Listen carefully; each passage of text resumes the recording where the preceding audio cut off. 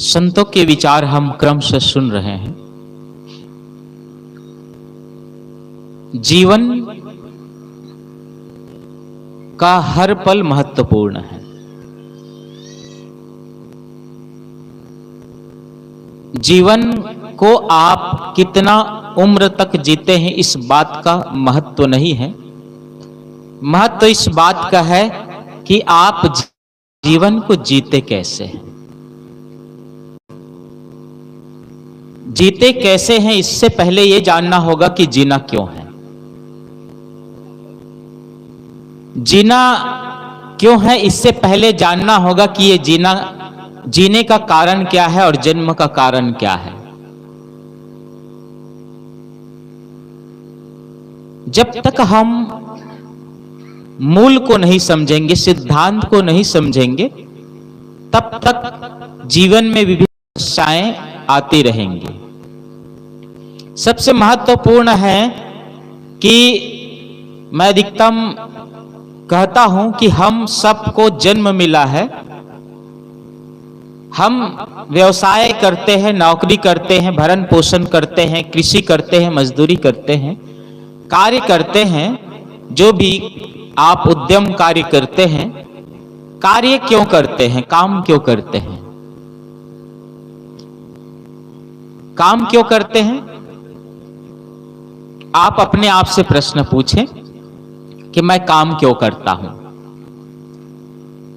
उत्तर मिलेगा। आप जो भी काम करते हैं उसके पीछे एक होता है कि धन की आवश्यकता है, जीवन निर्वाह के लिए, अर्थात खाने पीने की व्यवस्था के लिए। आप कुल मिलाकर के काम करते हैं खाने पीने की व्यवस्था के लिए। खाते किस लिए हैं? आप लोग पूछें अपने आप से और बोले अपने आप से। खाना किस लिए है? जीने के लिए। अब सबसे महत्वपूर्ण प्रश्न है कि जीना क्यों?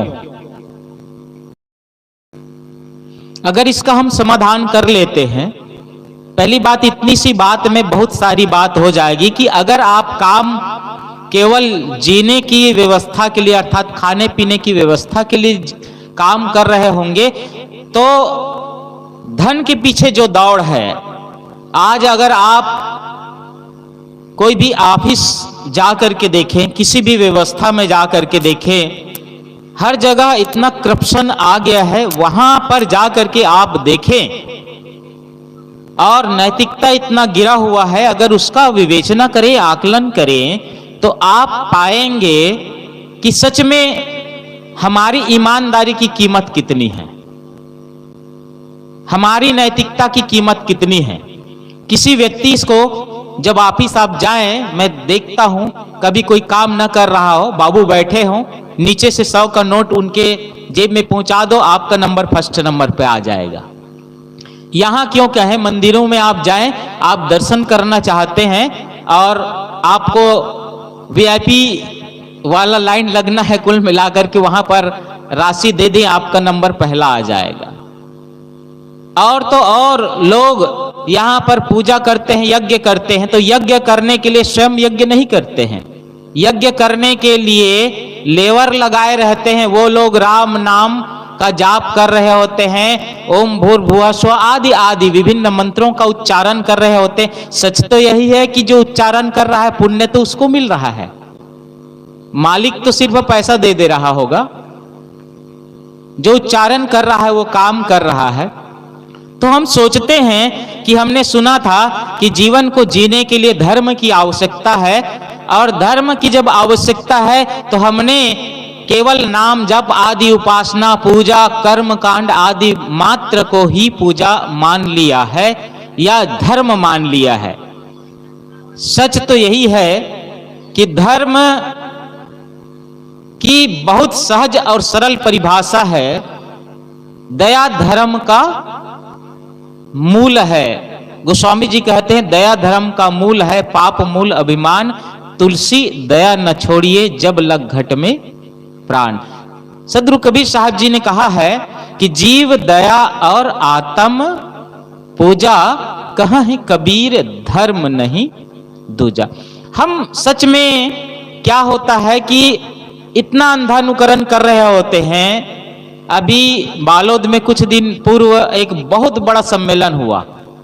किसी ने तो कहा कि 7-8 लोग इकट्ठे हुए रहे होंगे, 2-3 दिन या शायद कितने 5 दिन, जैसे भी कार्यक्रम हुआ।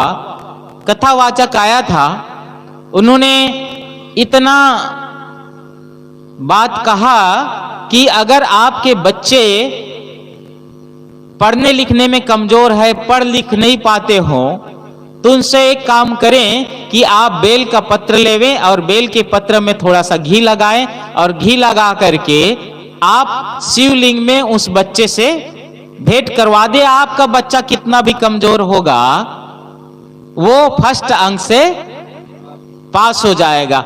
अब यहां पर बताइए, तब तो पूरी शिक्षा पद्धति की धज्जी उड़ा दिया गया है, सिद्धांत की धज्जी उड़ा दिया गया है, विज्ञान की धज्जी उड़ा दिया जा रहा है। और सच बताऊं, मैं कल फेसबुक में एक पेपर का कटिंग भी देखा कि जिन्होंने ये कहा कि बेलपत्र चढ़ा दें और आपके बच्चे फर्स्ट अंक से पास हो गए थे, वही नहीं लूंगा कथावाचक का, लेकिन उसी कथावाचक के बच्चे 8वीं में फेल हो गए। 8वीं में फेल हो गए हैं और वो दूसरे लोगों को बता रहे हैं, उनसे बेलपत्र शायद न चढ़वा रहे हो, ऐसा हो सकता है। कहीं ना कहीं हम भटके हुए हैं। वस्तु अंतय खोजे अंतय, क्यों करी आवय हाथ, और सज्जन सोई सराहिए जो पारख राखे साथ। साहब कहते हैं वस्तु कहीं और है, खोज कहीं और चल रही है, या खोजने की जिज्ञासा नहीं है। पहुंचता वह है जो चलता है। चलने की जिज्ञासा ना हो तो आप नहीं पहुंचेंगे। तो सबसे महत्वपूर्ण है कि हम जीवन की यात्रा कर रहे हैं, चल रहे हैं, लेकिन चलना कहां है और क्यों चलना है, इस बात से अनभिज्ञ होते जा रहे हैं। अगर आपको जितने भी यहां पर अभी सत्संग करेंगे, आपको बताया जाएगा कि ये खाना चाहिए, ये नहीं खाना चाहिए, या ये गलत काम है, पाप का काम है, आप अगर जान रहे होंगे कि जीना क्यों है, तो आप गलत क्यों करेंगे। आपको पता है जीवन निर्वाह के लिए खाना है, तो गलत क्यों खाएंगे। क्योंकि निर्वाह बस के लिए खाना है ना, जीने के लिए खाना है। या तो आप खा रहे हैं तो खाने के लिए जी रहे हैं, या जीने के लिए खा रहे हैं, इसको भी समझ लेने की जरूरत है। अगर खाने के लिए जी रहे होंगे तो आप गलत खा रहे होंगे। याद रखिएगा कि अगर हम लोग गलत खा रहे हैं तो निश्चित रूप से हम खाने के लिए ही जी रहे हैं, जीने के लिए नहीं खा रहे हैं। दूसरी बात यह है कि हम जीने के लिए खा रहे हैं, काम करते हैं, खाने के लिए खाते हैं, क्यों? तो जीने के लिए। अगर शुरू की बात करें तो अगर काम के लिए अर्थात जीवन निर्वाह बस के लिए अगर काम कर रहे होंगे तो गलत ढंग से आप धन का उपार्जन नहीं करेंगे। तो सत्य तो यही स्पष्ट हो जाएगा कि गलत नहीं करना है। क्यों? क्योंकि गलत का अर्थ ही है, जैसे आपने कभी ऐसा कोई खेत नहीं देखा होगा जिसमें आपने धान बोया हो और उससे गेहूं मिल गया हो। कोई ऐसा खेत नहीं देखा होगा जिसमें आपने चने बोए हो और उससे धान मिल गया हो। जब भी आपने देखा है कि जो है वो मिला है। कर्म का सिद्धांत है, 4 वेद 6 शास्त्र में बात मिली है दोए, सुख दीन है सुख होता है, दुख दीन है दुख होए। समझने की जरूरत है। वेद और शास्त्र हमको कर्म का सिद्धांत देता है। गोस्वामी जी ने कहा, कर्म प्रधान विश्व रचि राखा, जो जस करहि सो तस फल चाखा। और सदगुरु कबीर साहब जी कहते हैं, कबीर कमाई आपनी कभी न निष्फल जाए, बोया पेड़ बबूल का आम कहां से। तो सबसे महत्वपूर्ण हमारे जीवन के लिए यही है कि हम जीवन के सिद्धांतों को समझें। सबसे महत्वपूर्ण अब प्रश्न है कि जीना क्यों है। जीने का अगर कारण हम जान जाएंगे तब हम जीना कैसे है ये सीखेंगे, समझेंगे। सही है ना कि हमें परिणाम क्या चाहिए? फिर से ध्यान देंगे। साहेब बंदगी, आप सत्संग में हो और सत्संग में रहें, ऐसा मेरा निवेदन है। तो सबसे मूल बात है कि आप अगर ये जान लें पहली बात में कि जीना क्यों है, अर्थात आपको परिणाम क्या चाहिए। जीवन के सिद्धांतों में सबसे महत्वपूर्ण कर्म का सिद्धांत को माना गया, भाग्य से बड़ा कर्म को माना गया है। तो कर्म का सिद्धांत जिन लोगों ने प्रतिपादन किया है, जिन लोगों ने समझा है कर्म का सिद्धांत, पहले कर्म के सिद्धांत को समझने वाला व्यक्ति परिणाम का ज्ञान करता है कि आग में कदम रखेंगे तो परिणाम क्या मिलेगा। कर्म का सिद्धांत प्राप्त करने वाला व्यक्ति परिणाम को पहले समझता है, उसके बाद कर्म की शुरुआत करता है। बहुत अच्छी शुरुआत होगी कि आप कर्म के परिणाम को समझ लेंगे तो आपके जीवन में कोई गलत कर्म ही नहीं होंगे, और जीने का कारण को समझ लेंगे तब क्या होगा कि आप जीते क्यों है ये जान गए होंगे, तो जीना क्यों है, कैसा जीना है, इस बात को आप स्वीकार करेंगे और उस शुरुआत करेंगे। तो हम सबसे पहले कि जीना क्यों है इस बात को अपने आप से पूछें। आपने 40 वर्ष जी लिया है, 50 वर्ष जी लिया है, 60 वर्ष जी लिया है, क्या ऐसा आपने किया है जीवन में जिससे आप संपूर्ण संतुष्ट हो चुके हैं? अपने आप से प्रश्न पूछना है कि हमने ऐसा जीवन में क्या किया है और अब करने की आवश्यकता नहीं है। क्या ऐसा कर चुके हैं जो आप संपूर्ण सुख जिसको हम कह लेते हैं वो आपको मिल गया है? क्या आपको सुख मिल चुका है? प्रश्न है क्या आप, अब मैं ये कहूं कि हर व्यक्ति को पूछा जाए कि आप जीते क्यों हैं, तो अंत में यही आएगा, सहज भाषा में अगर कहें तो सुख और शांति के लिए। सही है ना? थोड़ा गुड़ भाषा में कहें तो आनंद के लिए, थोड़ा और बात में कहें तो आत्म कल्याण के लिए, थोड़ी और बात कहें तो निर्वाण के लिए।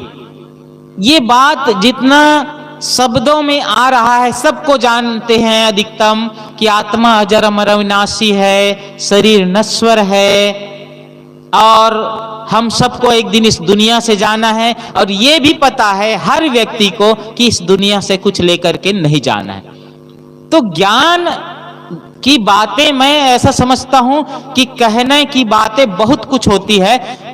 सबसे अधिकतम तो क्या है, संत लोग अपनी बात बोल देते हैं, आप सुन लेते हैं, संत लोग बोल करके चले गए और आप लोग सुन करके, एक छत्तीस में लोग कहते हैं सुन डालेन, है ना, सुन डालेन कहते ना, सुन के डाल दिए। तो सुन करके डालना नहीं है, सुन करके अनुग्रह करना है, अनुकरण करना है। सुन लिए, लेकिन सच तो यह है कि वह आपने कर्ण से श्रवण किया है। जिस दिन आप दिल से श्रवण करेंगे तब वह बातें जन्म लेगा, वह धर्म जन्म लेगा, वह दया जन्म लेगा, जहां पर आप जीवन के मूलभूत सिद्धांत की ओर वापसी होंगे। सच तो यही है कि अगर धर्म को इतना सहज रूप में समझ लिया जाए, धर्म की अगर सहज परिभाषा कर लिया जाए तो इतनी सी धर्म है। आपका धर्म क्या है? अगर आप पत्नी हैं तो आपका धर्म क्या है? आप पति है तो आपका धर्म क्या है? पुत्र है तो आपका धर्म क्या है? आप शिक्षक है तो आपका धर्म क्या है? शिष्य है तो आपका धर्म क्या है? छात्र है तो आपका धर्म क्या है? ये व्यवहार की बातें हो गई। लेकिन आप मनुष्य हैं तो आपका धर्म क्या है? धर्म यही है कि हम वह व्यवहार जो अपने लिए सबसे चाहते हैं वही व्यवहार दूसरों के साथ करें। यही सहज धर्म है। हम जो अपने लिए चाहते हैं वही व्यवहार दूसरों के साथ करना सहज धर्म है। हम सब अपने जीवन में क्या करते हैं? हर व्यक्ति के जीवन में एक शिकायत है। मैंने कहा लक्ष्य क्या है? सुख शांति। तो अच्छा, अब सुख शांति की खोज चल रही है, सुख सब चाहते हैं, लेकिन एक जीवन में शिकायत है। क्या शिकायत है? कि मैं अमुक व्यक्ति के कारण से दुखी हूं। हर व्यक्ति के कारण। कोई व्यक्ति अभी तक अधिकतम लोग यही कहते हैं, या अधिकतम लोग ये नहीं कहते कि मैं अपने कारण से दुखी हूं। हर व्यक्ति के जीवन में शिकायत है कि इन्होंने मेरा ये कर दिया, वो कर दिया। सबकी शिकायत ये है कि दूसरों के कारण से मैं दुखी हूं। सही है ना? तो आप ये याद कर लीजिए कि क्या आप दूसरों के कारण से दुखी हैं? दूसरी बात कर लें, क्या आप दूसरों के कारण से सुखी हैं? ऐसा प्रश्न है। आप पूछे अपने आप से, क्या आपको दूसरों से सुख मिला है कभी? क्या आपको दूसरों से सुख मिला है कभी? तो उत्तर होगा नहीं। सही है ना? दूसरों से सुख मिला है क्या आपको? नहीं। अच्छा, जब दूसरे से सुख नहीं मिल सकता तो दूसरे से दुख कैसे मिल सकता है? समझना है। जब दूसरे सुख का कारण नहीं हो सकते हैं तो दूसरे दुख का कारण कैसे हो सकते हैं? इसका मतलब क्या है? आप अगर दूसरों के कारण से सुखी होते हैं, दूसरों के कारण दुखी होते हैं, तो सुख और दुख का कारण कोई और हो गया है। फिर आपके जीवन का अस्तित्व क्या? आपका अस्तित्व क्या? आपका अपना आपा क्या? इसका मतलब है कि आप अपने जीवन को स्वयं नहीं संचालित कर रहे हैं, कोई और संचालित कर रहा है आपके जीवन को। सही है ना?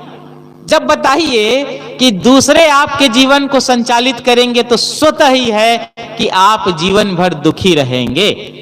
किसी ने एक बहुत सुंदर कहा है कि जीवन में अच्छा करने का निर्णय ले लो, जीवन को अच्छा बनाने का निर्णय ले लो, जीवन में अच्छा करने का निर्णय ले लो, नहीं तो समझिएगा, जब आप अच्छा करने का निर्णय नहीं ले रहे होते तब क्या होता है?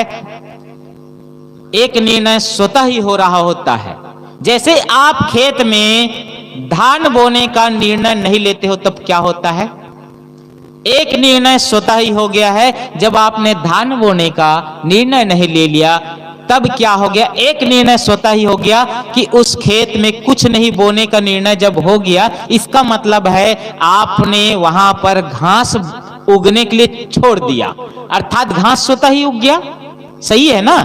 ऐसे ही हम अच्छा जीवन जीने का निर्णय नहीं ले पाते हैं, तब क्या होता है कि आपके जीवन में वही घास की तरह विचार आते हैं, और उस विचार में जो घास उगता है उसमें कांटे उगते हैं, उससे जो होता है आप उसका परिणाम जानते हैं। ऐसे ही हम अपने जीवन को अच्छा जीवन जीने का निर्णय नहीं लेते हैं तो गलत जीवन जीने का निर्णय स्वतः ही हो गया होता है। इसलिए हम सब, पहली मेरा समय हो चुका है, जीवन में हमें क्या करना है इस बात का निर्णय, अर्थात जीना क्यों है इस बात का निर्णय होना चाहिए। दूसरी बात में फिर ये निर्णय हम लें कि जब जीना क्यों है ये जान ले। जैसे हमको रायपुर जाना है ये हम जान लेते हैं, तब हम सही वे पकड़ते हैं, सही रूट पकड़ते हैं, सही रास्ता पकड़ते हैं। आप रायपुर जा रहे होते हैं तो ये रोड पकड़ के कि इधर नहीं जाएंगे, आप रायपुर की ओर जाएंगे। क्यों? क्योंकि आपको सही डायरेक्शन पता है।